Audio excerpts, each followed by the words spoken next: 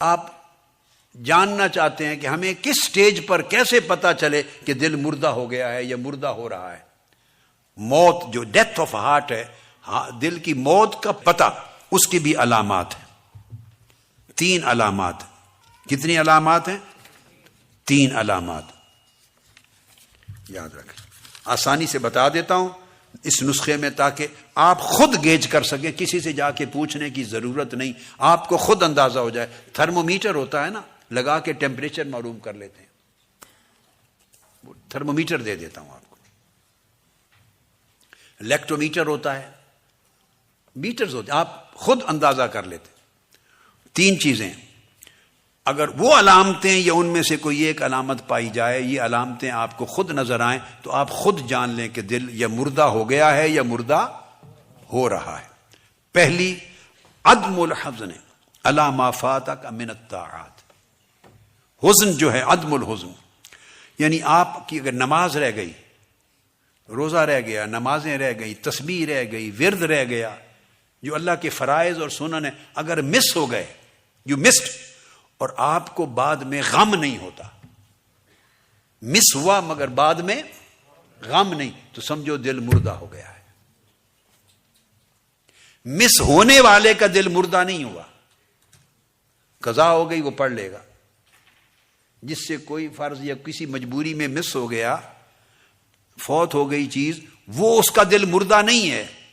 مردہ اس وقت ہے جب فرائض اور سنن اور احکام اور طاعات نیکیاں فوت ہوں، یعنی مس ہو جائیں، اور بعد میں بندے کو بے چینی اور غم اور دکھ بھی نہ ہو. اس کا مطلب ہے دل اس کے فوت ہونے پر راضی ہے. تو وہ دل فوت ہونے پر جو راضی ہے، نیکی کے فوت ہونے پر، اس کا مطلب ہے کہ دل فوت ہو چکا ہے. عدم الحزن علی ما فاتک من الطاعات، غم نہ ہو. طاعت نیکیاں اگر مس ہو جائیں ادائیگی میں تو اس پر غم نہ ہو، ایک علامت. دوسری، ترک الندم علی ما فعلت من الزلات. اگر کوئی گناہ کریں، غیبت کر لی، چغلی کر لی، گناہ کا کام کر لیا، معصیت کر لی، نافرمانی کر لی، کوئی گناہ، آنکھوں کا گناہ، زبان کا گناہ، پیٹ کا گناہ، ہاتھ پاؤں کا گناہ، اعمال کا گناہ، کوئی گناہ کیا، تو بعد میں آپ فیل کریں ندامت ہی نہیں ہوئی، ایسے روٹین ہو گیا، ندامت نہیں ہوئی، اور آدمی فیل ہی نہیں کرتا، بلکہ اسے یہ بھی نہیں پتا چلتا کہ میں نے کوئی زیادتی کی ہے.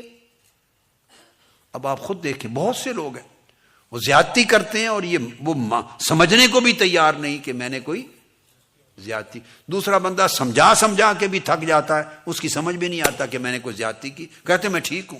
اس کا مطلب ہے دل اتنا مردہ ہو چکا ہے کہ وہ اپنی کی ہوئی زیادتی کو زیادتی بھی سمجھنے پہ تیار نہیں.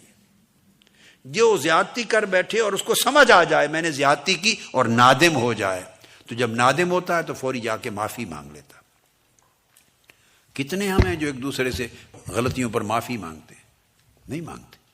تو جو ندامت بھی نہ کرے اور معافی نہ مانگے وہ دل مردہ ہے.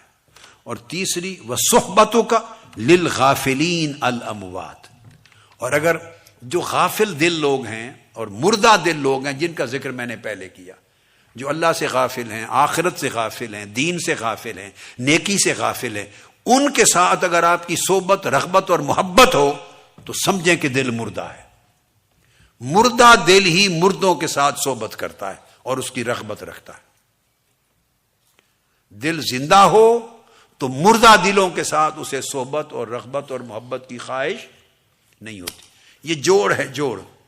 عورتیں مل بیٹھتی ہیں، اگر مرد مل بیٹھتے ہیں اور مجلس غیبت منعقد ہوتی، ایک ہوتی مجلس تلاوت، مجلس ذکر، مجلس نعت، ہم کرتے ہیں ایک مجلس غیبت، مجلس الغیبت والنمیمہ، مجلس الغیبہ والنمیمہ.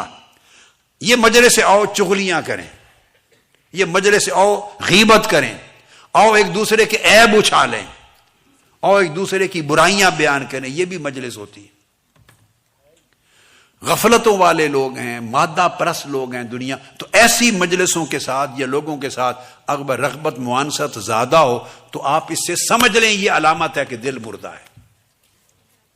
اگر دل زندہ ہو تو ایسوں کے حقوق ادا کرے گا، حاجت مند ہیں تو حاجت پوری کر دے گا، بھوکے ہیں تو کھانا کھلا دے گا، شادی بیاہ ہے آنا جانا فرض ادا کر لے گا، کاروبار لین دین ہے سب کچھ کر لے گا، مگر رغبت اور شوق کے ساتھ ان سے مجلس اور بیٹھنا گپ شپ کرنا آنا جانا زیادہ نہیں رکھے گا۔ سب سے پہلے نئی ویڈیوز کو حاصل کرنے کے لیے شیخ الاسلام ڈاکٹر محمد طاہر القادری کے آفیشیل یوٹیوب چینل کو سبسکرائب کریں اور بیل آئیکن کلک کریں۔